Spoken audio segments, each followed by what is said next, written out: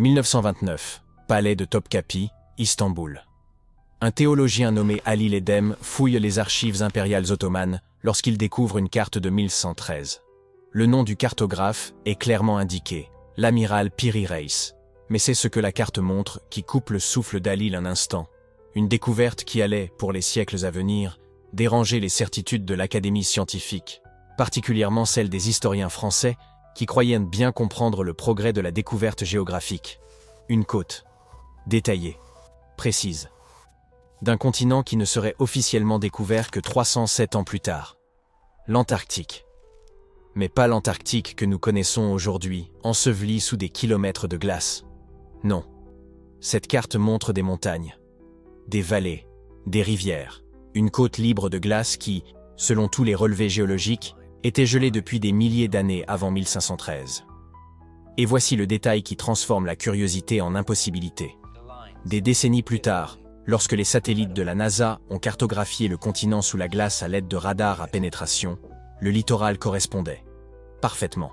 Une carte du XVIe siècle montrant des données qui ne seraient vérifiables qu'avec la technologie spatiale du XXe siècle. Comment est-ce possible? Piri Reis n'était pas n'importe quel cartographe. Né vers 1465, il était le neveu du légendaire corsaire Kemal Reis et a grandi en naviguant sur la Méditerranée durant l'âge d'or de l'expansion ottomane. Une époque qui fascinait les savants français en quête de comprendre les secrets de la navigation globale. Bataille navale, expédition commerciale, route secrète. À 48 ans, en 1513, il avait accumulé suffisamment de connaissances pour créer quelque chose d'extraordinaire. Une carte du monde compilant des informations provenant de plus de 20 cartes sources différentes. C'est exactement le type de synthèse érudite que valorisent les humanistes de la Renaissance française. Il n'a pas caché ses sources. Dans les notes manuscrites qui couvrent les marges de la carte, Piri affirme avoir utilisé des cartes nautiques datant de l'époque d'Alexandre le Grand, des cartes arabes, des cartes portugaises capturées sur des navires ennemis. Et plus intrigante encore, il mentionne une carte dessinée par un marin ayant navigué avec Christophe Colomb. Mais rien de tout cela n'explique l'Antarctique. La carte de Piri Reis est faite de peau de gazelle. Elle mesure 90 cm sur 63. Elle est peinte de couleurs vives qui ont survécu à 5 siècles. Bleu pour l'océan, vert pour les terres, rouge pour les détails importants. Seul un tiers de la carte originale a survécu. La section montrant l'Atlantique, la côte des Amériques et ce littoral impossible au sud. Lorsque Ali Ledem l'a trouvée ce jour-là en 1929, la carte était cataloguée comme une curiosité ottomane. Intéressante, certes, mais pas révolutionnaire. Pas jusqu'à ce que des experts commencent à en examiner les détails. La côte sud-américaine est là, raisonnablement précise pour l'époque. Les îles des Caraïbes, cartographiées. Mais c'est lorsque vos yeux descendent vers le bord inférieur du parchemin que l'impossible se matérialise. Il y a une masse terrestre s'étendant vers l'est. L'échelle est distordue, oui, mais la forme générale correspond. Elle correspond à l'Antarctique. Et pas seulement vaguement. Ce n'est pas une coïncidence cartographique où l'on force des ressemblances inexistantes. La péninsule antarctique est là, la baie de Hughes, la mer de Weddell. Des caractéristiques géographiques spécifiques qui n'ont été officiellement cartographiées qu'au cours des expéditions des 19e et 20e siècles. Mais rappelez-vous la date, 1513. L'Antarctique a été officiellement aperçue pour la première fois en 1820. On attribue sa découverte au navigateur russe Fabian von Bellingshausen. Plus de 3 siècles après que Piri Reis a dessiné sa côte sur de la peau de gazelle. Alors, d'où venait ce savoir? Piri affirme avoir compilé des cartes anciennes. Très bien, mais qui a créé ces cartes anciennes? Qui a navigué dans les eaux antarctiques lorsque le continent était libre de glace? Et quand, exactement, ces navigations auraient-elles eu lieu? Les études géologiques sont claires. La dernière fois que l'Antarctique a été libre de glace, c'était il y a environ 6000 ans. Certaines études suggèrent des périodes encore plus anciennes. Nous parlons d'une ère préhistorique, avant les grandes civilisations que nous connaissons. Avant l'Égypte, avant Sumer, avant toute civilisation possédant officiellement une technologie de navigation océanique avancée. Et pourtant, quelqu'un a cartographié cette côte. Quelqu'un l'a dessinée avec suffisamment de précision pour qu'en 1513, un amiral ottoman l'inclue dans sa carte du monde. Et pour qu'en 1960, lorsque l'US Air Force a comparé la carte de Peary Race avec des données sismiques modernes, il trouve des correspondances défiant toute explication. Harold Z. Hollmeyer, lieutenant-colonel de l'USAF et cartographe, écrivait en 1960. Les détails géographiques montrés dans la partie inférieure de la carte concordent remarquablement avec les résultats du profil sismique réalisé à travers la calotte glaciaire par l'expédition antarctique suédo-britannique de 1949. Cela indique que la côte a été cartographiée avant d'être recouverte par la calotte glaciaire. Relisez cette phrase. Avant d'être recouverte par la calotte glaciaire. Nous parlons d'un savoir qui précède l'histoire enregistrée. Un savoir qui a traversé les millénaires. Un savoir qui a survécu par fragments, copiés et recopiés, préservés dans des bibliothèques anciennes jusqu'à arriver entre les mains de Peary Race en 1513. Mais comment ? Comment ce savoir a-t-il été préservé ? Comment a-t-il survécu à l'effondrement des civilisations, aux guerres, aux incendies qui ont détruit les grandes bibliothèques du monde antique ? Et plus important encore, qui étaient les cartographes originaux ? Peary Race offre une piste dans les annotations de la carte. Il mentionne des cartes de l'époque d'Alexandre le Grand. Alexandre a vécu au IVe siècle avant J.-C. Sa bibliothèque à Alexandrie était légendaire, censée contenir le savoir de civilisations encore plus anciennes. Mais même Alexandre est à des milliers d'années d'une Antarctique libre de glace. Alors les cartes qu'il possédait étaient des copies de copies. Une chaîne de savoir s'étendant dans le passé, chaque génération préservant des fragments d'une connaissance qu'elle ne comprenait pas totalement, mais qu'elle reconnaissait comme précieuse. Les Phéniciens étaient des navigateurs légendaires. Les Égyptiens avaient des expéditions maritimes documentées. Les Sumériens possédèrent des connaissances astronomiques impressionnantes. Mais aucune de ces civilisations, officiellement, n'avait la capacité ni la raison de cartographier l'Antarctique. Et pourtant, la carte existe. Faites appel à la logique un instant. Pour créer une carte précise de la côte antarctique libre de glace, vous avez besoin de 3 choses. Savoir que le continent existe, avoir la capacité de naviguer jusqu'à là-bas, et posséder l'habileté technique pour cartographier sa géographie avec précision. Cela nécessite une navigation océanique avancée. Des instruments de mesure. Une compréhension de la latitude et de la longitude. Des registres permanents. En d'autres termes, une civilisation. Mais l'histoire officielle nous dit qu'aucune civilisation dotée de ces capacités n'existait il y a 6000 ans. Nous étions à l'âge de pierre, des chasseurs-cueilleurs. Les premières villes commençaient tout juste à se former en Mésopotamie. La carte de Peary Race crée une contradiction logique qui ne se résout pas facilement. Soit notre chronologie est fausse, soit notre compréhension des capacités des civilisations anciennes est incomplète, soit il existe un savoir qui a été perdu et dont seuls des fragments ont survécu. La découverte de Halil Edhem en 1929 n'est pas restée à Istanbul. La carte a été étudiée, photographiée, analysée.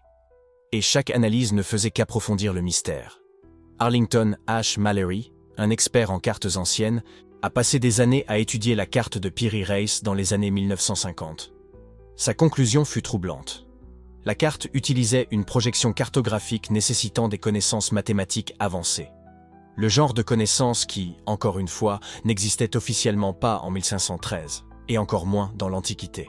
Il a soutenu que la carte originale avait été créée en utilisant la trigonométrie sphérique, que les anciens cartographes comprenaient la courbure de la Terre et pouvaient la projeter sur des surfaces planes avec une précision impressionnante. Mais cela soulève une autre question. Si ce savoir existait, où est-il passé ? Pourquoi a-t-il été perdu ? Comment une civilisation capable de trigonométrie sphérique et de navigation antarctique a-t-elle simplement disparu sans laisser de temples, de villes, d'artefacts ? À moins qu'il ne l'ait un de ce fait. Et que nous ne reconnaissions simplement pas ce que nous regardons. Le professeur Charles Hapgood, de l'université du New Hampshire, a développé une théorie dans les années 1960 qui tente d'expliquer l'impossible. Il a suggéré que des civilisations avancées ont existé à des époques préhistoriques et ont été détruites par des déplacements catastrophiques de la croûte terrestre.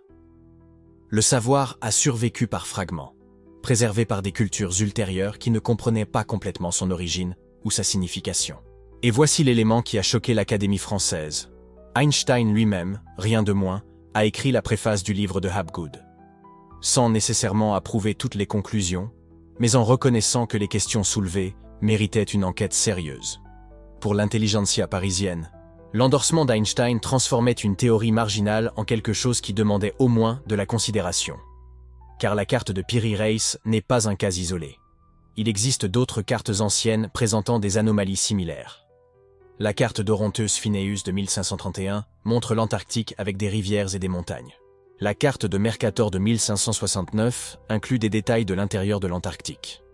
La carte de Buache de 1737 montre l'Antarctique divisé en deux masses terrestres séparées par un canal d'eau.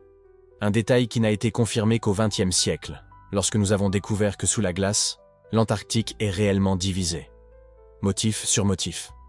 Carte sur carte. Un savoir impossible préservé à travers les siècles, et tout pointe vers la même conclusion troublante. Quelqu'un savait, quelqu'un a navigué, quelqu'un a cartographié, bien avant qu'il ne soit censé en être capable.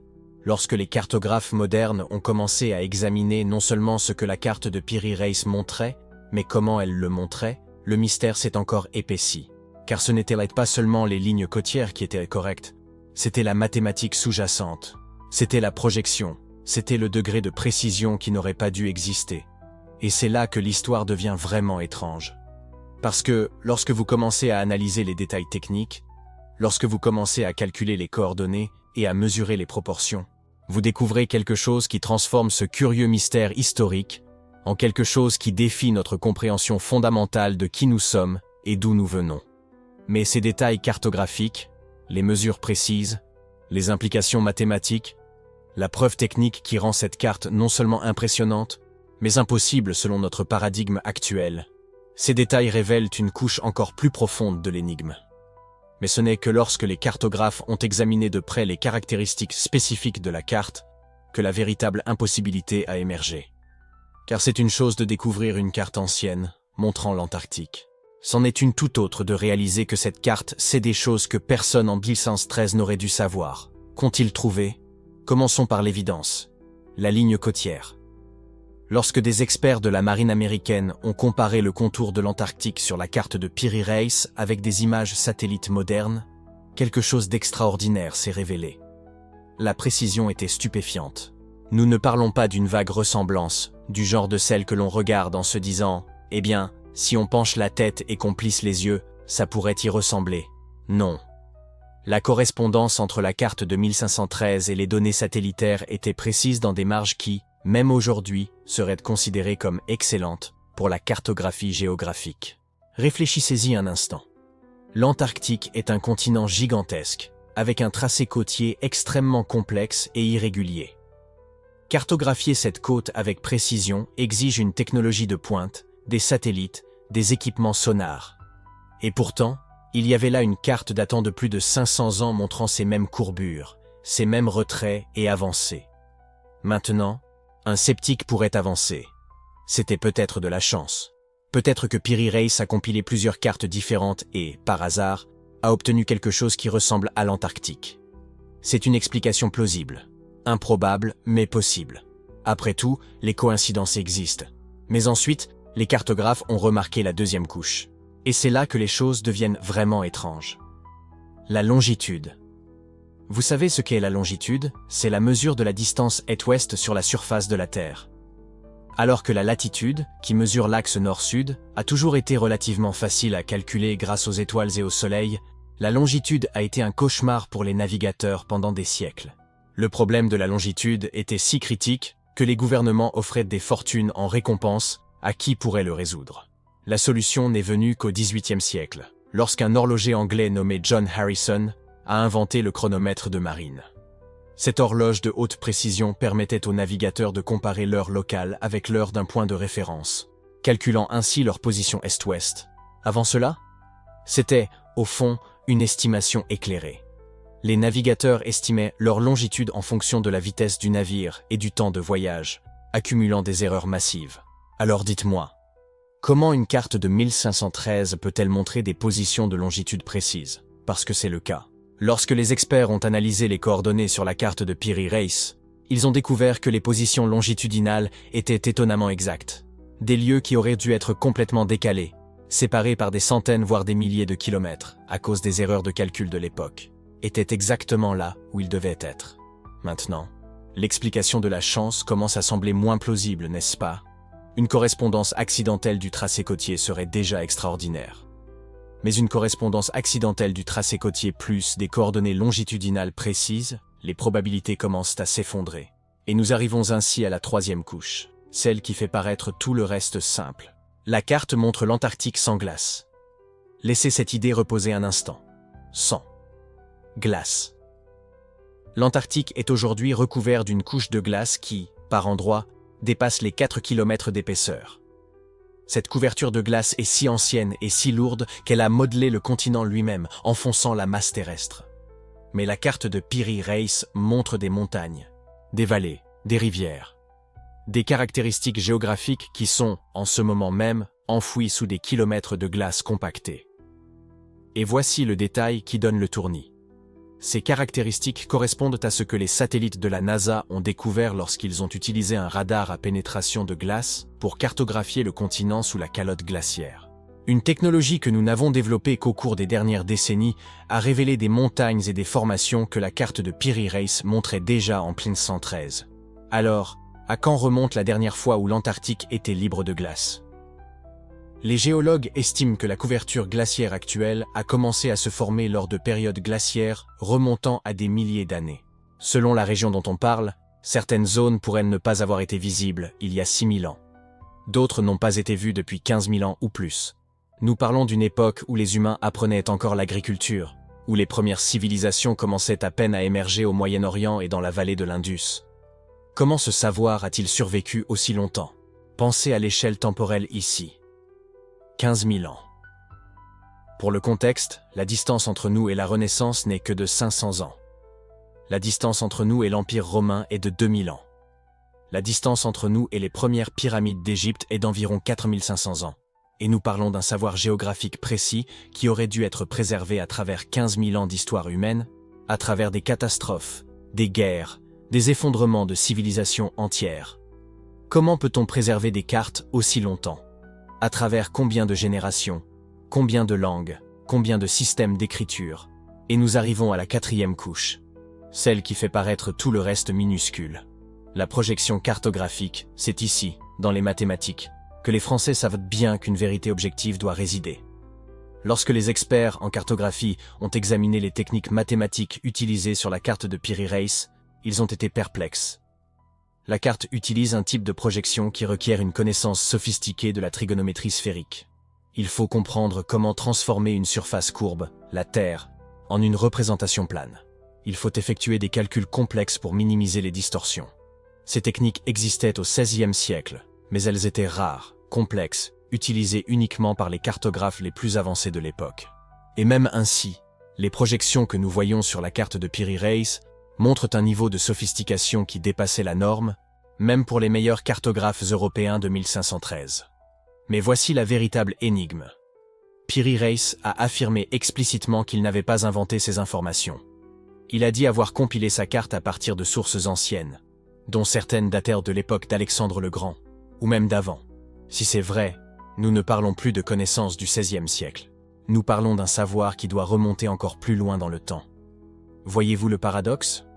Chaque couche que nous examinons ne résout pas le mystère, elle l'approfondit. Le tracé de la côte implique que quelqu'un ait cartographié l'Antarctique. La longitude implique que ce « quelqu'un » possédait une technologie équivalente à celle du XVIIIe siècle. L'absence de glace implique que cette cartographie ait été réalisée il y a des milliers d'années. Et la sophistication cartographique implique que quiconque a réalisé ces cartes originales possédait des connaissances mathématiques avancées. Et tout cela a dû être préservé, copié, transmis à travers les millénaires, pour finalement atterrir entre les mains d'un amiral ottoman en 1513. Dans les années 1960, les cartographes ont dû admettre une chose inconfortable. Les explications conventionnelles ne tenaient tout simplement pas la route. La chance n'expliquait pas la longitude. La compilation de cartes existantes n'expliquait pas l'Antarctique sans glace. Et aucune série de coïncidences ne pouvait expliquer la combinaison de tous ces facteurs impossibles dans un seul et même document. Alors, ils ont commencé à avancer des théories. Des théories qui semblaient presque aussi impossibles que la carte elle-même. Parce que lorsque les explications normales échouent, il faut commencer à envisager des explications extraordinaires. Et ces théories, disons simplement qu'elles mènent ce mystère vers des lieux auxquels vous ne vous attendriez pas. Des lieux qui remettent en question tout ce que nous pensions savoir sur l'histoire humaine, sur la civilisation, sur ceux qui étaient là avant nous. Mais avant d'en arriver là, il y a autre chose que vous devez comprendre à propos de cette carte. Quelque chose sur la personne qui l'a créée, sur les circonstances de sa découverte, sur ce qu'elle révèle lorsque vous la placez à côté d'autres cartes anciennes tout aussi impossibles. Car Piri Reis n'était pas seul. Et cette carte n'est pas unique. Et quand vous commencez à relier ces points, quand vous voyez le schéma complet, c'est là que le véritable mystère se dévoile enfin. Dans les années 1960, 5 grandes théories avaient émergé pour expliquer l'impossible. 5 tentatives pour comprendre comment un cartographe turc de 1513 a pu dessiner l'Antarctique sans glace, avec une précision qui ne serait confirmée par les satellites de la NASA qu'un demi-millénaire plus tard. Chacune de ces théories a tenté d'expliquer l'impossible. Chacune a échoué de manière différente. Et ce qui rend ce mystère vraiment fascinant, ce n'est pas qu'aucune théorie ne fonctionne parfaitement. C'est que chacune fonctionne suffisamment bien pour avoir des défenseurs passionnés parmi des experts respectés. C'est que la communauté scientifique reste profondément divisée à ce jour. Explorons les 3 premières. Et à mesure que nous avançons, faites attention non seulement à ce que chaque théorie explique, mais aussi à ce qu'elle laisse sans réponse.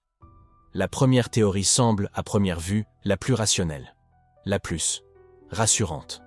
Appelons-la la coïncidence cartographique. L'affirmation est directe. Piri Reis a compilé de multiples cartes imprécises, provenant de différentes sources. Des cartes portugaises, des cartes espagnoles, peut-être même des cartes arabes plus anciennes, chacune avec ses propres erreurs, ses propres distorsions. Et lorsqu'il les a combinées, ces erreurs se sont accidentellement annulées, créant une représentation étonnamment précise de quelque chose qu'il n'avait jamais vu. Cela semble absurde? Peut-être. Mais il existe des preuves solides pour étayer une partie de cette théorie. Nous savons, avec certitude, que Piri Reis a utilisé de multiples sources.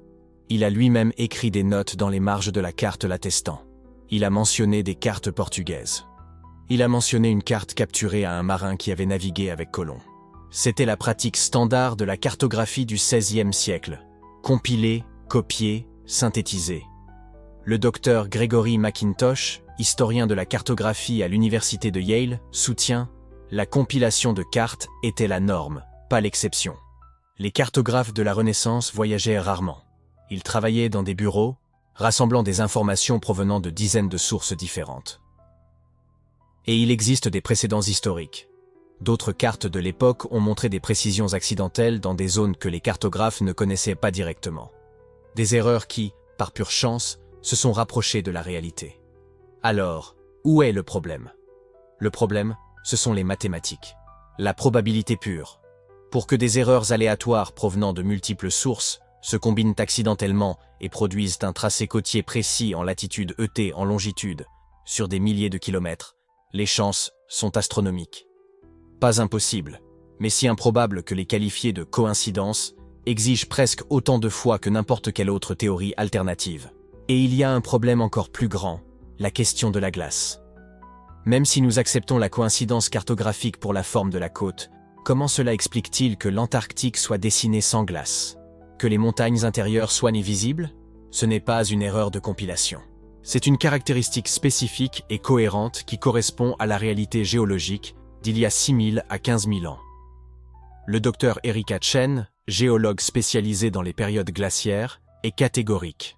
Aucune quantité de compilation accidentelle n'explique la connaissance de ce qui se trouve sous 2 km de glace. Cela nécessite une observation directe ou l'accès à des informations d'une époque antérieure. La communauté des cartographes reste divisée. Certains, peut-être 20 à 30%, privilégient cette explication pour des aspects spécifiques de la carte. La plupart la jugent insuffisante pour expliquer l'ensemble des anomalies. Mais si ce n'était pas une coïncidence, qu'est-ce que c'était? Certains experts ont pensé différemment. De manière plus radicale, plus controversée. La deuxième théorie porte un nom qui fait frémir les universitaires traditionnels.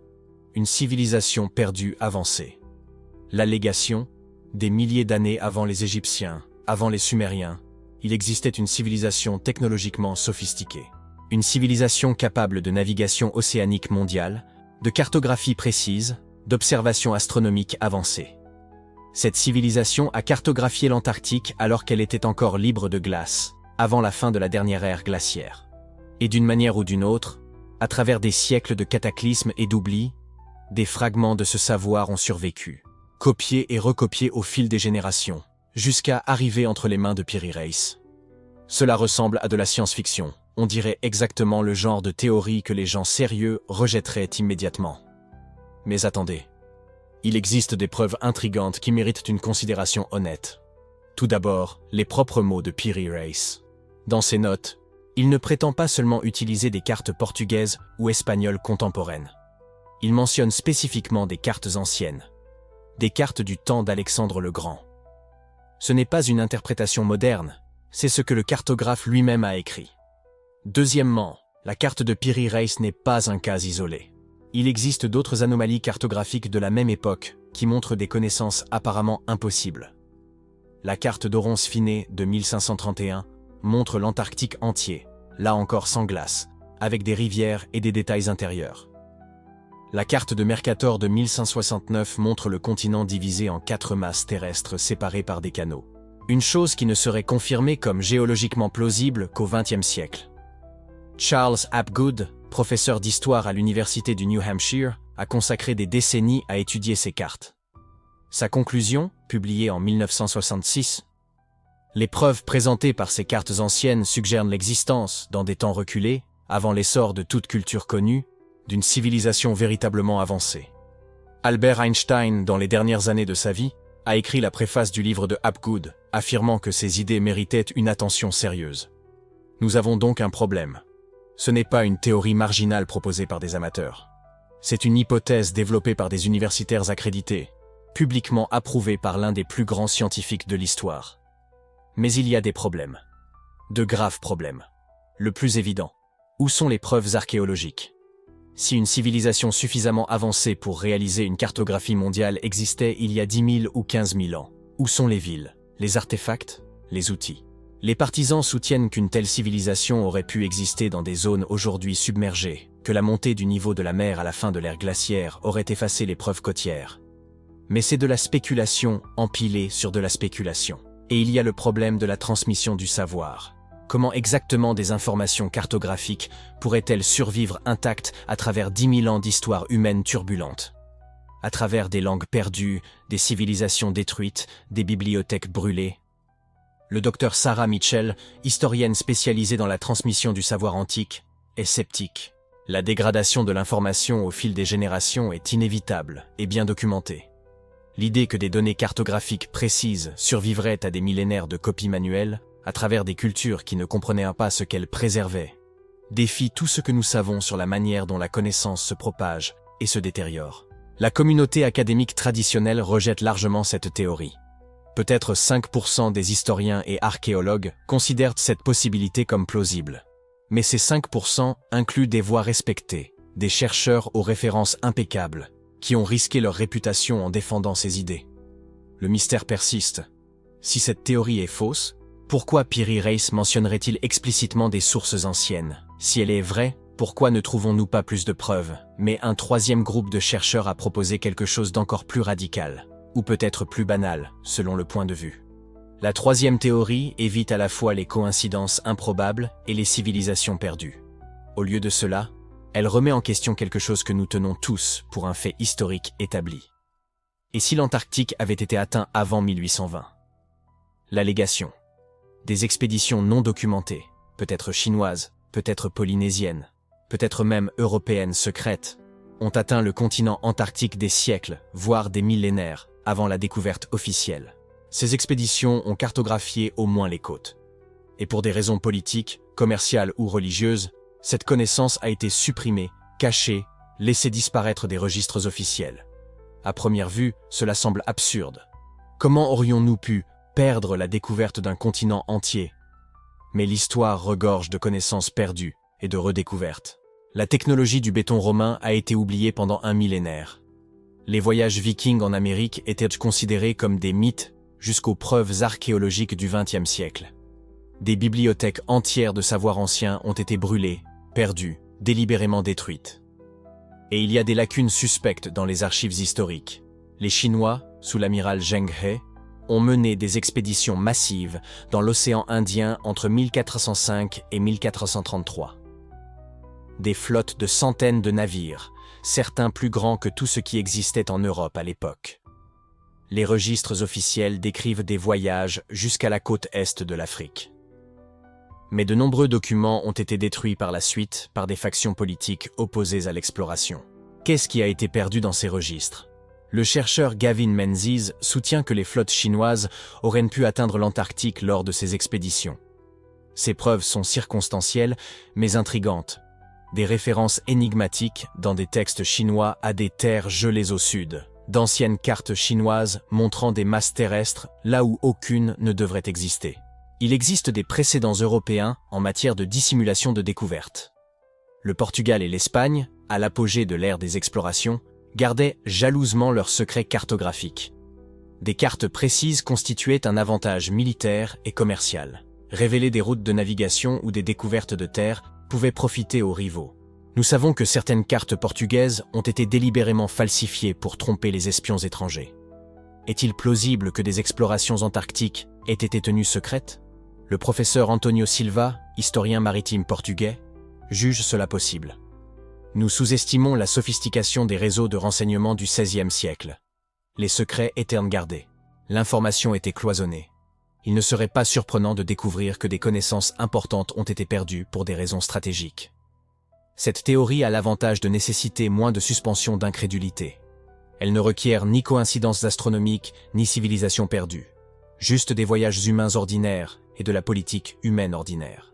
Mais elle a un problème fatal.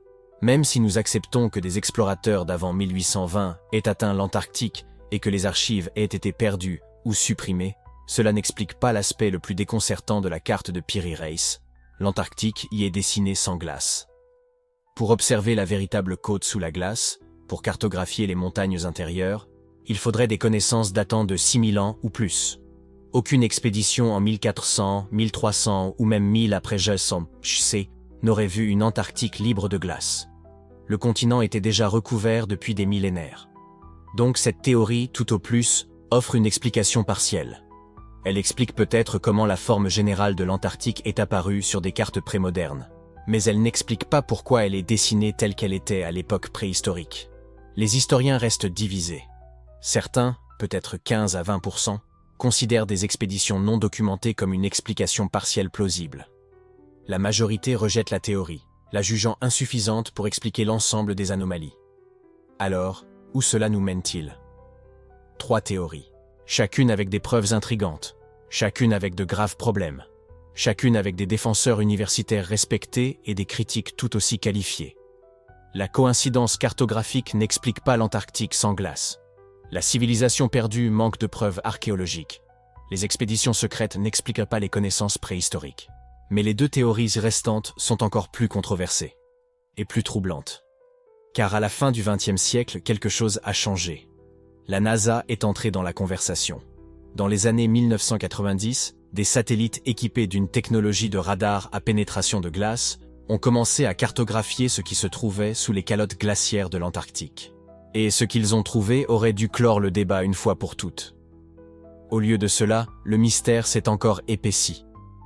Qu'ont révélé les satellites de la NASA sur la véritable côte de l'Antarctique, cachée sous des kilomètres de glace? Comment cela se compare-t-il à ce que Piri Reis a dessiné en 1513? Et pourquoi certains scientifiques, après avoir vu les données de la NASA, étaient-ils encore plus perplexes qu'avant? Les réponses viendront. Mais d'abord, nous devons comprendre les 2 dernières théories. Celles qui remettent en question non seulement notre compréhension de l'histoire, mais aussi notre compréhension de la réalité elle-même. Car si les 3 premières théories semblent improbables, les 2 suivantes semblent impossibles. Et pourtant, des experts sérieux les défendent, avec des preuves qui ne peuvent être facilement écartées. La carte de Piri Reis n'est pas seulement un mystère historique, c'est un défi direct à ce que nous pensons savoir sur le passé humain, sur les capacités des civilisations anciennes, sur ce qui est possible. Et nous ne faisons qu'effleurer la surface. 1996. Les satellites RadarSat de la NASA commencent à cartographier ce qui se trouve sous la glace de l'Antarctique à l'aide d'un radar à pénétration. Pour la première fois dans l'histoire, nous pouvions voir le continent tel qu'il existait avant la glaciation. Et ce qu'ils ont trouvé a choqué les cartographes du monde entier. Car lorsque les données sont revenues de l'espace, lorsqu'ils ont traité les milliers d'images radar ayant traversé des kilomètres de glace solide, lorsqu'ils ont finalement reconstruit la topographie sous-glaciaire de l'Antarctique, quelque chose d'impossible est apparu sur les écrans. La carte de 1513 était correcte. Pas approximativement correcte. Pas vaguement correcte. Correcte à un demi-degré près. Le littoral que Peary Race a dessiné il y a 512 ans correspondait exactement à la véritable côte de l'Antarctique cachée sous 3 km de glace. Mais voici le problème. Voici pourquoi cela ne résout pas le mystère, mais le rend bien pire. Si la carte est exacte, cela signifie que quelqu'un a réellement cartographié l'Antarctique sans glace. Cela signifie que les 3 théories que nous venons d'écarter, navigation antique, voyage grec, erreur d'interprétation, toutes n'ont plus d'importance. Car nous avons désormais la preuve physique, par satellite de la NASA, que le continent sur la carte de Peary Race est bien l'Antarctique réelle. Et cela transforme la question « Est-ce l'Antarctique ?» en quelque chose de bien plus effrayant. Quand l'Antarctique était-elle libre de glace? Et qui était vivant pour la voir ainsi? Laissez-moi vous expliquer exactement ce que la NASA a fait, car la technologie compte ici. Elle compte beaucoup. Le programme RadarSat a utilisé ce qu'on appelle un radar à synthèse d'ouverture, ou SAR. C'est une technologie qui envoie des impulsions micro-ondes pénétrant la glace, la neige, les sédiments, tout ce qui est solide, pour détecter la topographie de la roche en dessous. Les satellites ont orbité autour de l'Antarctique en passage systématique, collectant des données sur chaque kilomètre carré du continent. Cela a pris des années, des milliers de passages orbitaux, un traitement massif de données. Mais à la fin, ils avaient quelque chose qu'aucune civilisation dans l'histoire n'avait jamais eu. Une carte complète de l'Antarctique sans glace. La roche nue, les vraies montagnes, les vallées, les baies, les péninsules, tout ce qui est caché sous la plus grande calotte glaciaire de la planète. Et lorsque les cartographes de la Bibliothèque du Congrès ont pris les données de la NASA et les ont superposées à la carte de Peary Race, la correspondance fut frappante. La côte orientale, la péninsule ouest, la forme générale du continent, les positions relatives des principales montagnes. Tout était là. Tout correspondait avec des marges qui seraient considérées comme impressionnantes pour de la cartographie moderne, et encore plus pour une carte de 1513.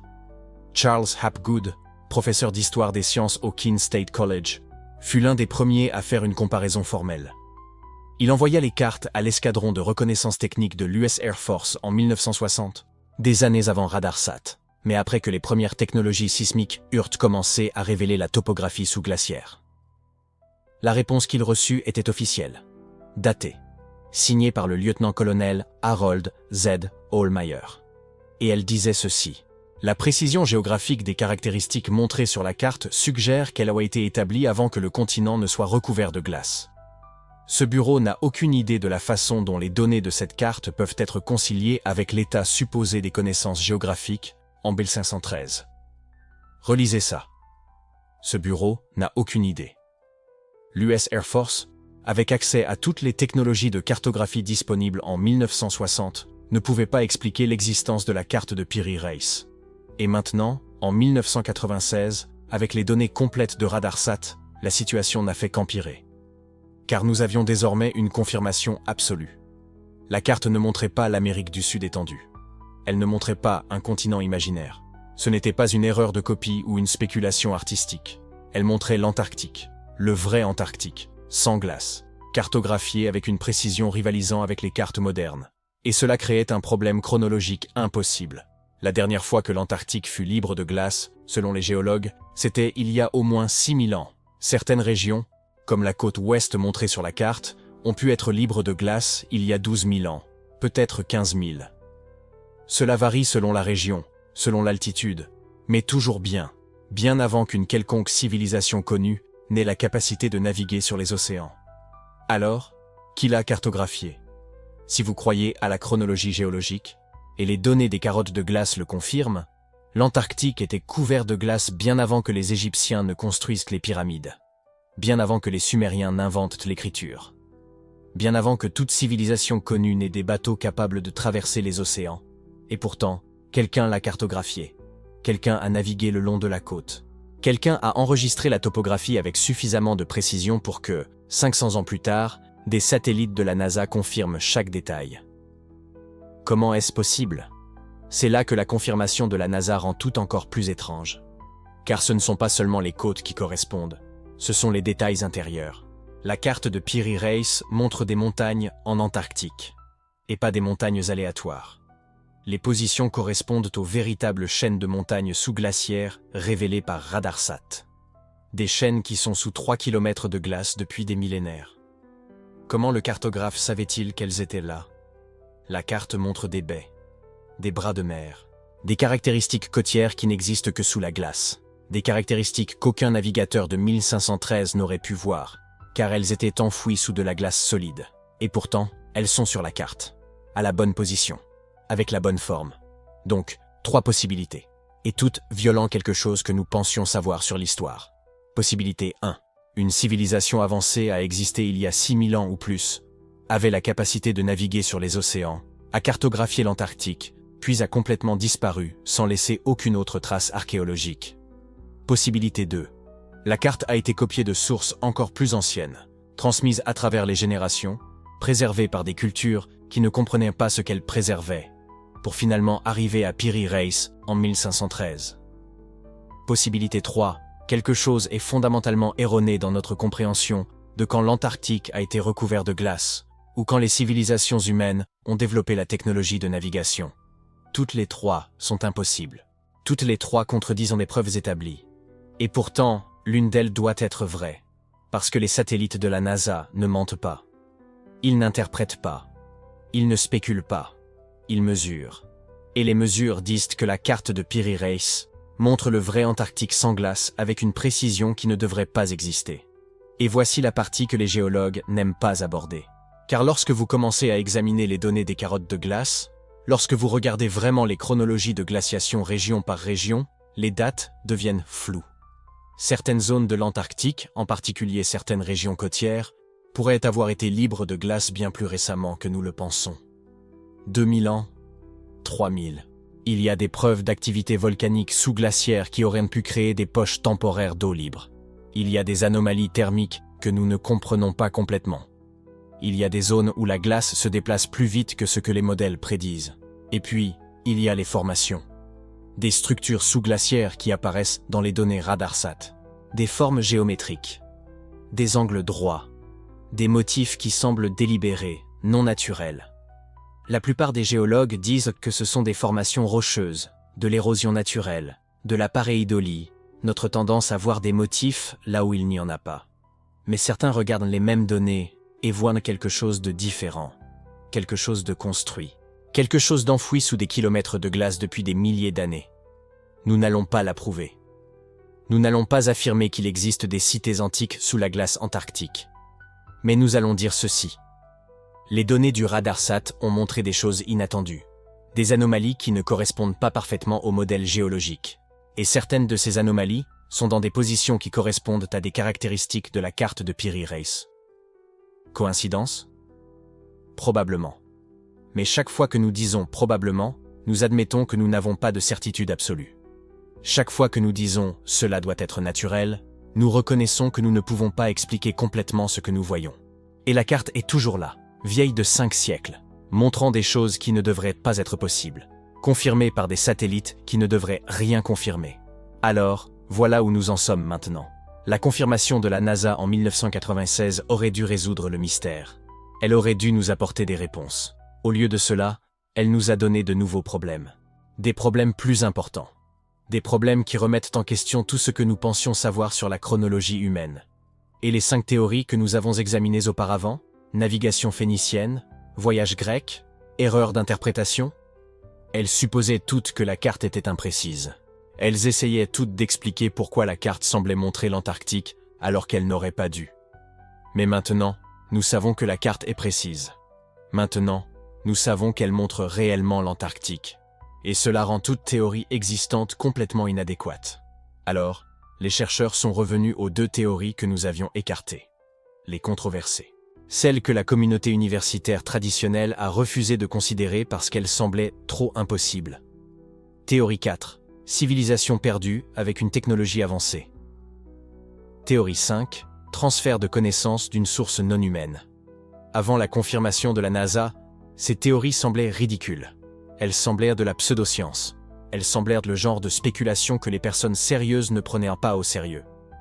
Mais maintenant que les satellites ont confirmé que la carte est correcte, maintenant que nous savons que quelqu'un a réellement cartographié l'Antarctique il y a des milliers d'années, soudain, les théories impossibles ne semblent plus si impossibles. Parce que si la preuve physique nous dit que quelque chose s'est produit, alors notre tâche n'est pas de nier la preuve. Notre tâche est de découvrir comment ce qui semble impossible s'est réellement produit. Et c'est exactement ce que les experts du monde entier ont commencé à faire. Certains avec scepticisme, certains avec un esprit ouvert, certains avec des objectifs spécifiques à prouver. Mais tous sont confrontés à la même question fondamentale. Si la carte de Piri Reis est précise et la NASA l'a confirmée, alors qui avait les connaissances, la technologie et la capacité de cartographier un continent entier couvert de glace il y a 6000 ans ou plus? Et quand ces experts ont commencé à débattre, quand ils ont commencé à présenter des preuves pour les théories 4 et 5, quand ils ont commencé à reconstruire des chronologies historiques possibles qui permettraient à cette connaissance d'exister, quelque chose de fascinant s'est produit. Ils n'étaient d'accord sur rien.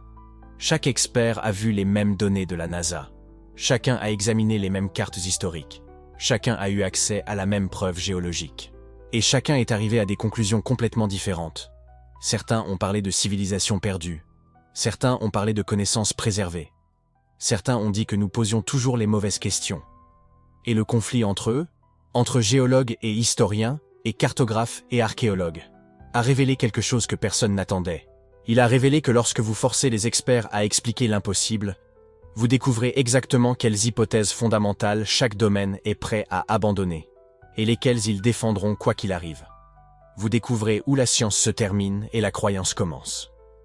Et ces deux théories finales, elles forcent exactement ce choix, forçant chacun de nous à décider ce que nous sommes prêts à croire sur qui nous étions, ce que nous savions, et ce que nous avons perdu au cours de 6000 ans d'histoire oubliée. Examinons ces théories, écoutons les arguments, et découvrons pourquoi, même après que la NASA a confirmé l'impossible, nous ne parvenons toujours pas à nous mettre d'accord sur ce qui s'est réellement passé. Avec la confirmation de la NASA, les 5 théories ont pris une nouvelle urgence. Ce n'étaient plus des spéculations académiques abstraites. C'étaient des tentatives d'expliquer un fait confirmé par satellite. Quelqu'un, à un moment donné, a cartographié l'Antarctique sans glace avec une précision impossible. Et les 2 dernières théories étaient les plus controversées. Elles le sont toujours. La théorie 4 est techniquement la plus conservatrice, et peut-être pour cette raison même, la plus frustrante. Elle est appelée « interprétation historique équivoque et erreur cartographique ». L'idée centrale est simple. La carte ne montre pas réellement l'Antarctique. Les caractéristiques qui semblent coïncider avec les données satellites ne sont que cela. Des coïncidences. Certains cartographes affirment que nous lisons la carte à travers le prisme des connaissances modernes, que nous voyons ce que nous voulons voir, que la côte qui semble si précise est en fait une représentation stylisée de l'Amérique du Sud, qui ressemble par coïncidence aux données sismiques.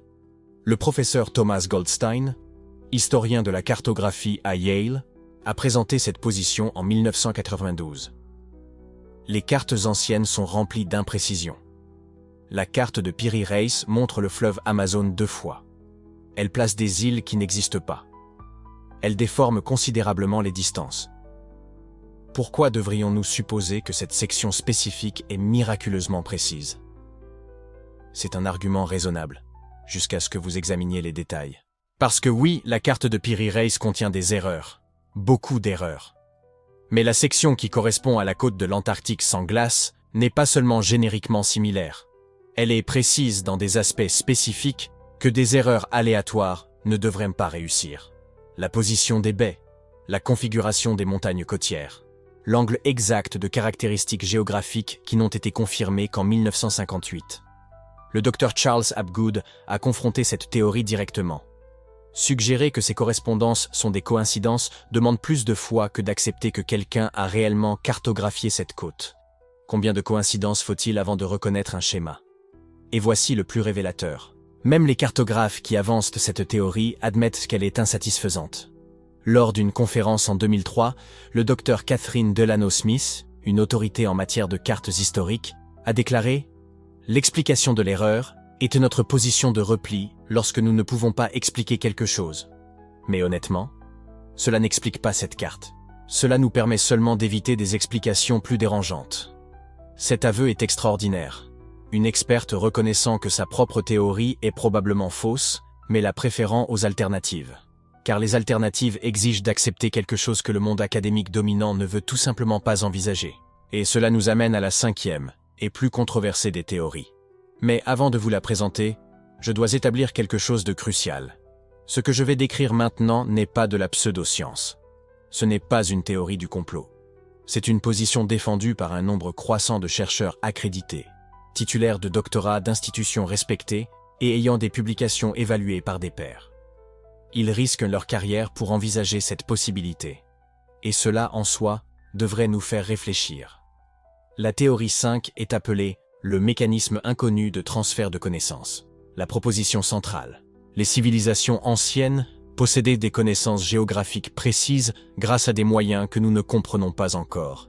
Pas nécessairement une technologie avancée, mais un système de préservation et de transmission du savoir qui a laissé peu ou pas de traces archéologiques. Et avant de rejeter cela comme impossible, examinez les preuves. La carte de Piri Reis n'est pas la seule carte ancienne d'une précision impossible. En 1531, Orontius Finneus a créé une map monde montrant l'Antarctique. Pas comme une masse terrestre vague, mais avec des rivières, des montagnes intérieures. La forme générale correspond aux contours sous la glace qui n'ont été cartographiés qu'au XXe siècle grâce au radar à pénétration de glace. En 1569, Gerardus Mercator a produit sa célèbre map monde. Il y a inclus l'Antarctique, des décennies avant qu'aucun explorateur européen n'ait même navigué dans ces eaux. En 1737, Philippe Bouache a créé une carte montrant l'Antarctique divisée en 2 continents séparés par un canal d'eau. En 1958, des expéditions sismiques ont confirmé. Sous la glace, il y a vraiment un canal.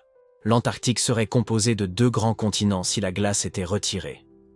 Comment Bouache le savait-il en 1737 ? Il a affirmé baser sa carte sur des cartes plus anciennes.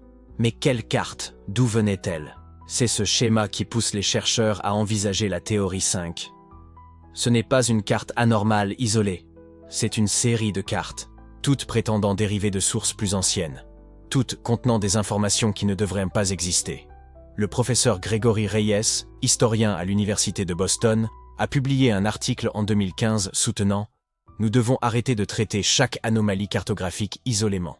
Lorsque vous les mettez ensemble, un motif émerge. Et ce motif suggère qu'une connaissance géographique précise existait plus tôt que nous ne le pensions et a été transmise par des canaux que nous n'avons pas encore identifiés. Mais voici le problème, et il est énorme.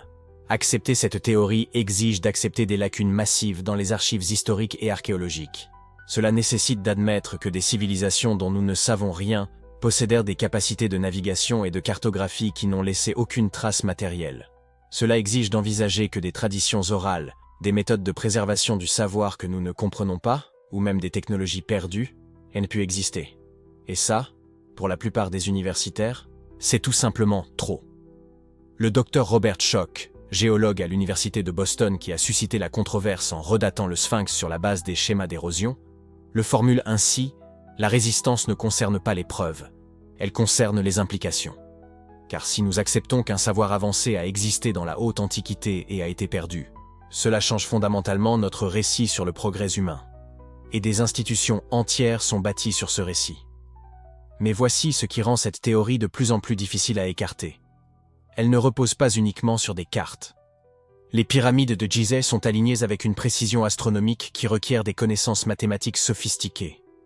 La machine denticitaire, découverte dans une épave vieille de 2000 ans, est un ordinateur analogique d'une complexité qui n'a été égalée qu'au XVIIIe siècle.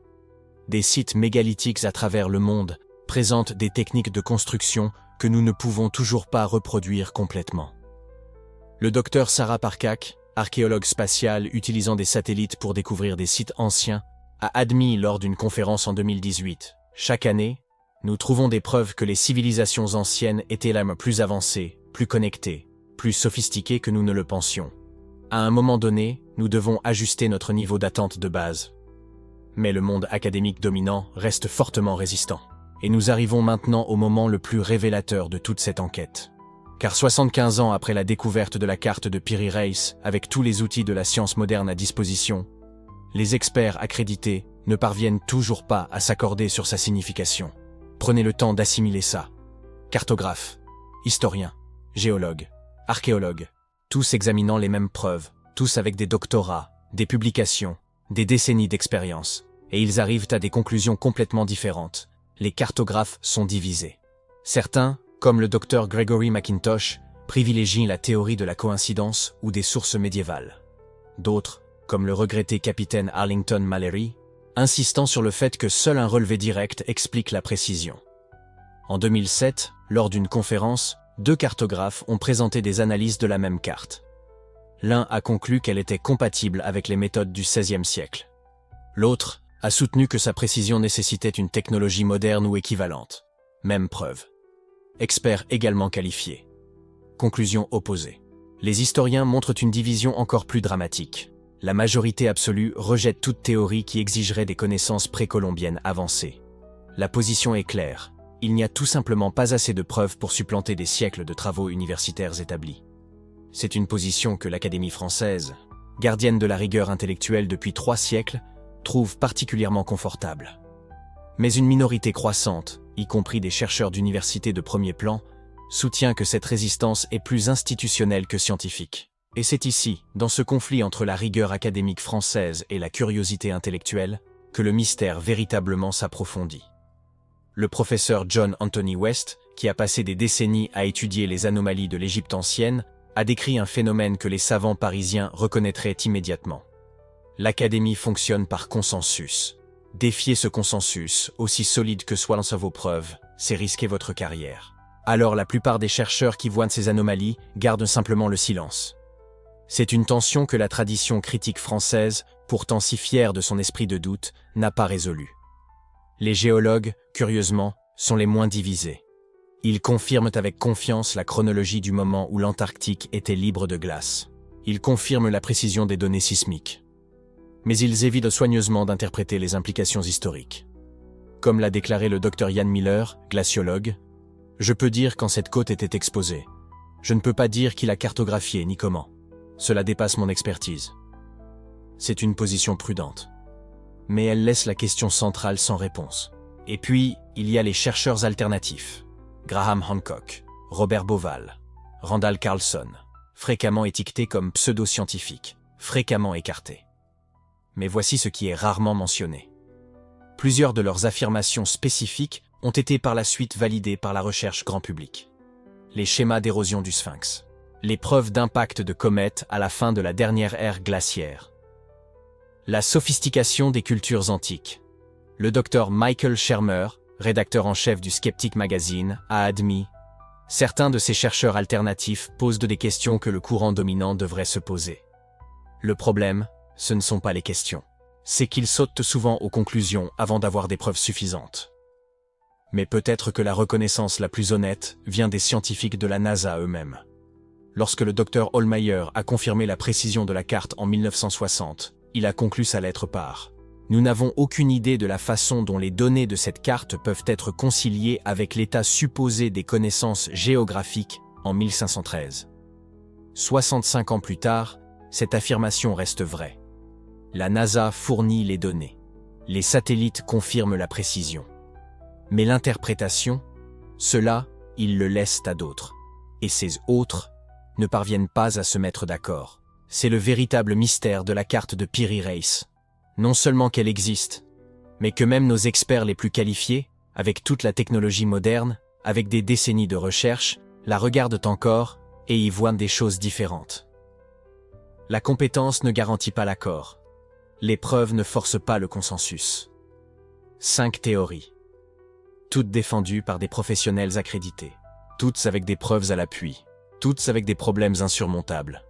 Et 75 ans après sa découverte, le débat n'a pas été résolu. Il est juste devenu plus complexe. Parce que la carte de Piri-Reis n'est pas la seule carte ancienne avec des connaissances impossibles. Et ce que les chercheurs ont découvert au cours de la dernière décennie suggère que le mystère pourrait être encore plus grand que nous ne le pensions. Parce que lorsque vous rassemblez toutes ces cartes anomales, lorsque vous examinez le schéma complet, quelque chose d'inquiétant émerge. non seulement sur ce que les civilisations anciennes savaient, mais sur ce que nous, avec toute notre technologie, avec toute notre confiance dans le progrès linéaire de l'histoire, ne comprenons toujours pas. Le schéma est indéniable. Et il révèle quelque chose de fondamental sur ce que nous ignorons, sur la fragilité de nos certitudes, sur les lacunes dans nos connaissances que nous préférons ne pas voir, et sur la possibilité troublante que l'histoire humaine puisse être bien plus étrange, bien plus ancienne, bien plus mystérieuse que nous ne nous sommes jamais permis d'envisager. La carte de Piri Reis est célèbre, mais elle n'est pas unique. Au moins 3 autres cartes de l'ère pré-exploration montrent des caractéristiques antarctiques qui ne devraient pas exister. Le schéma est indéniable. En 1531, le cartographe français Orontius Finneus, un savant humaniste de la Renaissance qui incarnait l'esprit français de la découverte, a créé une carte du monde. L'Antarctique y est, sans glace, avec des rivières, avec des montagnes à l'intérieur, avec une précision troublante des détails côtiers qui ne seraient pas officiellement cartographiés avant plus de 300 ans.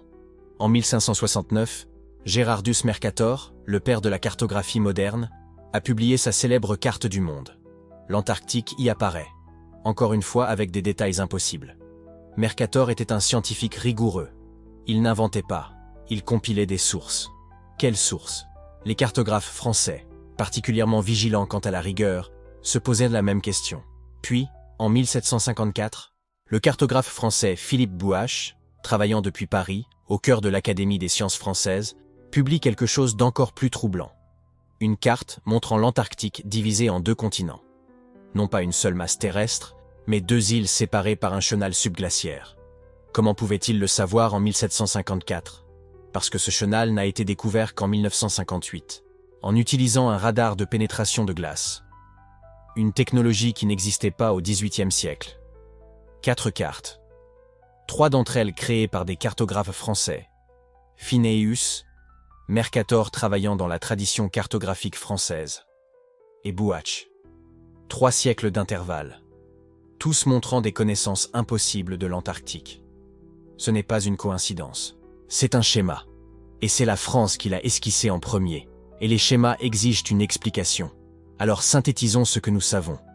Parce qu'après 50 minutes à enquêter sur ce mystère, vous méritez de la clarté sur une chose. Où nous en sommes réellement dans cette investigation.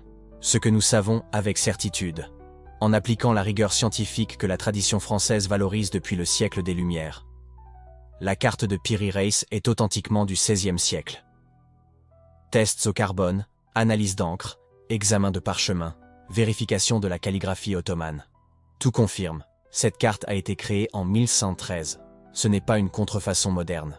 C'est une vérité qui ne peut être contestée par l'académie traditionnelle. La correspondance des côtes est bien réelle. La NASA l'a confirmé. Le profil côtier sur la carte de Piri Reis correspond au contour sous-glaciaire de l'Antarctique révélé par les satellites. La corrélation est statistiquement significative. Ce n'est pas une coïncidence, ce n'est pas une interprétation forcée. C'est une correspondance mathématique. Aucune technologie connue de 1513 ne pouvait produire une telle précision. Ni les théodolites avancés, ni les systèmes de navigation sophistiqués, ni les techniques de triangulation complexes. La technologie nécessaire pour cartographier cette côte avec une telle précision n'existait tout simplement pas au début du XVIe siècle. De multiples cartes similaires suggèrent un modèle et non une anomalie isolée. S'il ne s'agissait que de Piri Reis, nous pourrions le mettre sur le compte de la chance ou de la coïncidence.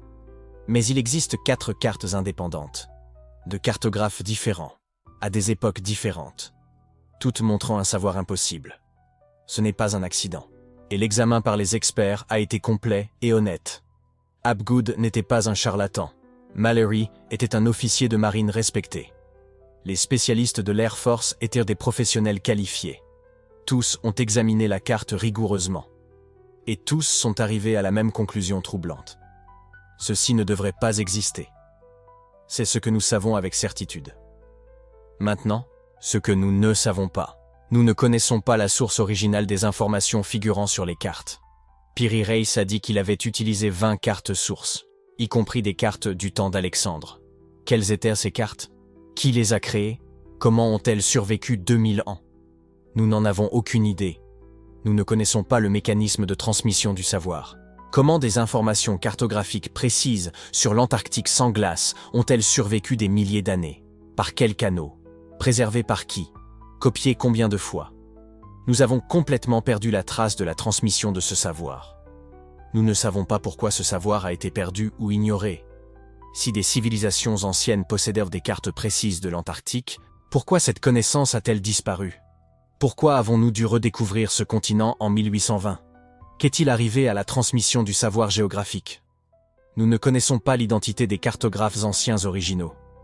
Qui a cartographié l'Antarctique sans glace? Quand? Avec quelle technologie? Motivé par quoi? Ce sont les questions fondamentales. Et nous n'avons aucune réponse. Et nous ne connaissons pas le lien entre les multiples cartes anomales. Sont-elles toutes basées sur les mêmes sources perdues? Ou représentent-elles des traditions cartographiques indépendantes? Le modèle suggère une source commune, mais nous n'avons pas de preuves directes. Ce sont d'énormes lacunes dans nos connaissances. Mais il y a quelque chose d'encore plus profond ici. Quelque chose sur ce que ce mystère révèle sur nous-mêmes. Que signifie cette carte pour la connaissance humaine? Cela signifie que les lacunes dans le registre historique sont plus grandes que nous ne le supposons. Nous ne savons pas tout du passé. Loin de là. Il y a des civilisations perdues, des savoirs perdus, des technologies perdues que nous ne soupçonnons même pas. La carte de Piri Reis est un rappel. L'histoire n'est pas un livre fermé. C'est un puzzle avec des pièces manquantes. Cela signifie que les méthodes actuelles de l'archéologie et de l'histoire ont des limites. Non pas parce que les experts sont incompétents, mais parce que nous essayons de reconstruire des milliers d'années d'histoire humaine à partir de fragments, de débris, de ruines. La plupart des preuves ont déjà disparu. Ainsi, notre image du passé sera toujours incomplète. Cela signifie qu'il existe des mécanismes de préservation du savoir que nous ne comprenons pas. Comment l'information cartographique survit-elle à l'ascension et à la chute des civilisations? Comment le savoir est-il transmis à travers les millénaires? Il existe des systèmes de préservation que nous ne connaissons pas, des traditions que nous n'avons pas documentées, des canaux de transmission qui ont échappé au registre historique. Cela signifie la possibilité de civilisations perdues ou d'une préhistoire avancée. Pas nécessairement des extraterrestres, pas nécessairement une Atlantide mystique, mais peut-être des civilisations humaines sophistiquées qui ont existé plus tôt que nous ne le pensons, qui ont développé des capacités que nous sous-estimons, qui ont laissé des empreintes plus légères dans l'histoire que nous ne l'imaginons possible. Et, par-dessus tout, cela signifie l'humilité intellectuelle. La certitude est une illusion. Nous ne savons pas tout, nous ne saurons jamais tout.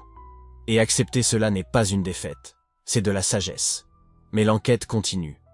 Car ce mystère n'a pas été abandonné. Il est étudié en ce moment même, avec une technologie moderne, avec de nouvelles méthodes, avec des questions plus affinées. L'analyse cartographique moderne utilisant l'intelligence artificielle et l'apprentissage automatique compare la carte de Piri Reis à des milliers d'autres cartes historiques, cherchant des modèles, identifiant des sources potentielles, traçant l'évolution des caractéristiques cartographiques à travers les siècles. Les algorithmes trouvent des connexions qui ont échappé aux historiens humains. Des expéditions archéologiques recherchent des preuves d'une civilisation préglaciaire. Pas en Antarctique, il est encore impossible de creuser sous 3 km de glace. Mais dans des régions qui étaient des ponts terrestres pendant les périodes de glaciation réduite, Amérique du Sud, Afrique australe, Australie, à la recherche de preuves de cultures maritimes avancées qui auraient pu explorer l'Antarctique avant la glace.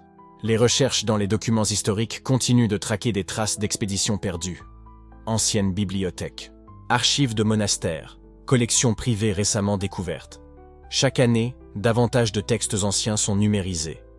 Chaque numérisation est une chance de trouver une référence perdue, une carte source inconnue, une piste oubliée. Les progrès dans la datation géologique affinent notre compréhension des périodes sans glace. Quand exactement l'Antarctique a-t-il été libre de glace? Pendant combien de temps? À quel point était-il accessible?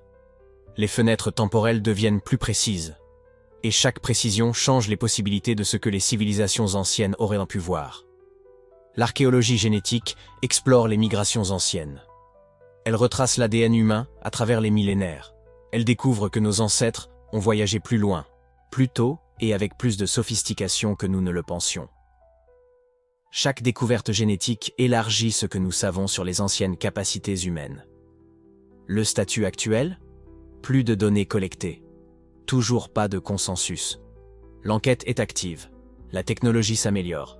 Les questions sont plus raffinées, mais nous n'avons toujours pas de réponse. Et voici ce que je veux que vous compreniez. Ce n'est pas un échec, c'est une caractéristique. Parce que certains mystères ont plus de valeur sans solution qu'avec. Le pouvoir des mystères permanents est réel, humilité intellectuelle. Certains mystères doivent rester sans solution. Non pas parce que nous abandonnons, mais parce qu'ils nous rappellent les limites de la connaissance humaine.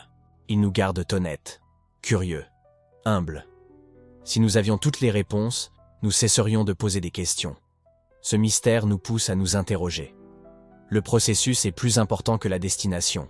Il y a de la valeur dans l'enquête elle-même, pas seulement dans la réponse finale. Nous apprenons en examinant ce mystère. Nous apprenons sur la cartographie historique, sur la géologie antarctique, sur les méthodes de navigation anciennes, sur la transmission du savoir à travers les millénaires. Le mystère était la porte. L'apprentissage était la récompense, même sans réponse finale. Confort avec l'incertitude, appréciation de l'impossibilité. La condition humaine est de vivre avec des questions sans réponse. Nous ne savons pas pourquoi nous existons.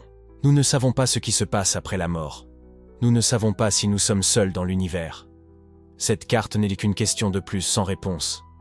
Mais apprendre à être à l'aise avec cela, apprendre à apprécier l'impossible sans avoir besoin de le résoudre, c'est de la maturité intellectuelle. Préservation de l'émerveillement. Le mystère nous garde humbles. Si cette carte était expliquée demain, si nous découvrions exactement qui l'a créée, quand et comment, nous perdrions quelque chose. Nous perdrions l'émerveillement, l'admiration, le sentiment que le passé a encore des secrets. Certains mystères sont plus précieux préservés que résolus. Expansion de la connaissance par le mystère. Ce mystère a élargi notre réflexion sur l'histoire. Avant Piri Reis, nous supposions que la connaissance géographique était linéaire, que chaque génération en savait plus que la précédente. Cette carte a détruit cette supposition. Elle nous a forcés à considérer que des civilisations anciennes auraient pu connaître des choses que nous avons oubliées. La connaissance peut être perdue, pas seulement acquise. Cela a changé notre façon de penser le progrès humain. Le mystère était le professeur. Et l'héritage de Piri Reis, c'est un rappel permanent de ce que nous ne savons pas. Chaque fois que nous regardons cette carte, nous sommes confrontés à notre ignorance, non pas de manière humiliante, de manière inspirante. Il y a encore des mystères. Il y a encore des découvertes à faire. L'histoire n'est pas close. C'est exactement ce que les penseurs français ont toujours su.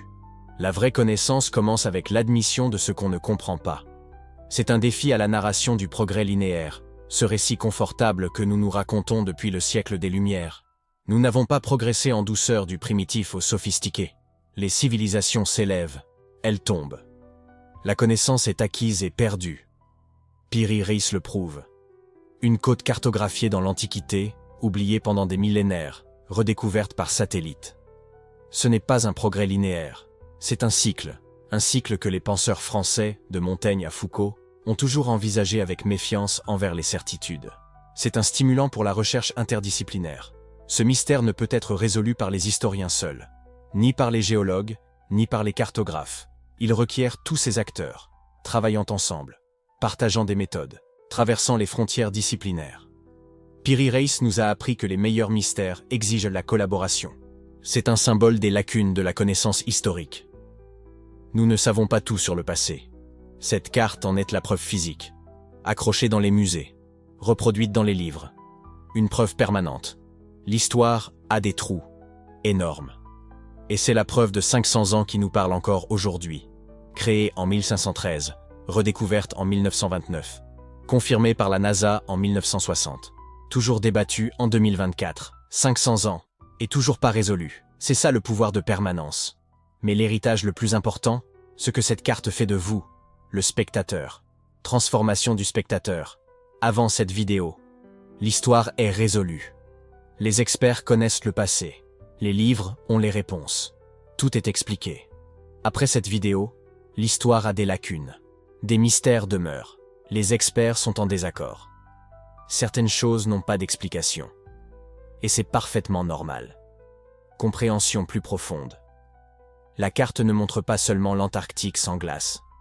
Elle montre ce que nous ne savons pas de nous-mêmes, de nos capacités, de notre passé, de ce que nous avons perdu en chemin. C'est un miroir, et le reflet est notre propre ignorance. L'accepter n'est pas une défaite, c'est une illumination. Appréciation. Les questions sont plus précieuses que les réponses. Parce que les questions nous poussent à chercher, à apprendre, à grandir. Les réponses nous laissent satisfaits, complaisants, statiques. Cette carte est une question permanente. Et c'est exactement ce qu'elle devrait être. En 1929, un théologien a trouvé une carte de 1513 qui a changé notre façon de penser l'histoire. 95 ans plus tard, nous ne la comprenons toujours pas. Peut-être ne la comprendrons-nous jamais. Mais la valeur n'est pas dans la réponse.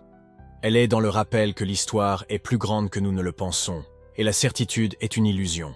Nous vivons dans un monde où une carte du XVIe siècle peut montrer un continent sans glace. La NASA le confirme, et personne ne peut l'expliquer complètement. Cela devrait nous faire nous demander ce que nous ne savons pas d'autre. Sur nous-mêmes, sur nos ancêtres, sur les capacités de civilisation disparues sans laisser de monuments. Le modèle d'anomalies cartographiques anciennes continue de s'accroître. Chaque nouvelle carte découverte dans des archives poussiéreuses est une autre pièce d'un puzzle que nous ne parvenons pas à assembler. Orontius Phineus, Mercator, Bouaché, Piri Reis. Combien d'autres cartes existent, cachées dans des collections privées, gardées dans des bibliothèques que nous n'avons pas encore entièrement cataloguées? Quelle théorie trouvez-vous la plus convaincante? Dites-le nous dans les commentaires, les experts en débattent encore, et votre point de vue compte. Après tout, c'est la tradition française du débat d'idées qui nous a enseigné que chaque voix, bien argumentée, mérite d'être entendue. Car ce n'est pas un mystère réservé aux universitaires parisiens ou aux académies prestigieuses. C'est le nôtre, à nous tous. Chaque théorie ajoute une strate. Chaque perspective compte. Les commentaires de cette vidéo feront partie des archives de ce débat. Contribuez-y avec la rigueur et la passion que la tradition intellectuelle française demande. Cette carte nous a enseigné quelque chose de fondamental sur la nature de la connaissance. Nous ne progressons pas seulement vers l'avant. Parfois, nous régressons. Nous oublions. Nous perdons. Et puis, nous passons des siècles à essayer de redécouvrir ce que nous savions déjà. Il y a une beauté là-dedans, une honnêteté, un aveu de notre faillibilité. Nos civilisations sont temporaires. Notre savoir est fragile. L'incendie d'une bibliothèque, une conquête militaire, un changement climatique, et des millénaires d'apprentissage peuvent disparaître. La carte de Piri Reis a survécu par chance. Un amiral ottoman qui valorisait les cartes anciennes. Un palais qui n'a pas été pillé. Un théologien allemand qui avait l'œil pour l'insolite. Sans l'un de ces hasards, cette carte aurait disparu. Et nous n'aurions jamais su que quelqu'un, à un moment donné, avait cartographié l'Antarctique libre de glace. Combien d'autres cartes n'ont pas survécu? Combien d'autres connaissances ont été complètement perdues? Nous ne le savons pas. Nous ne pouvons pas le savoir. Et c'est là la véritable leçon. Une carte vieille de 500 ans montre un continent sans glace. Les satellites de la NASA l'ont confirmé. Comment? Nous ne le savons pas. Et c'est exactement comme cela que cela devrait être. Parce que certains mystères ont plus de valeur irrésolue que résolue. Celui-ci en est un. Non pas par paresse. Non pas parce que nous avons abandonné. Mais parce que ce mystère nous enseigne quelque chose qu'aucune réponse ne pourrait nous apprendre. L'humilité. L'émerveillement. Le respect de l'inconnu. Nous avons enquêté, testé, analysé, débattu. Nous avons mobilisé les meilleurs esprits, les meilleures technologies, les meilleures méthodes.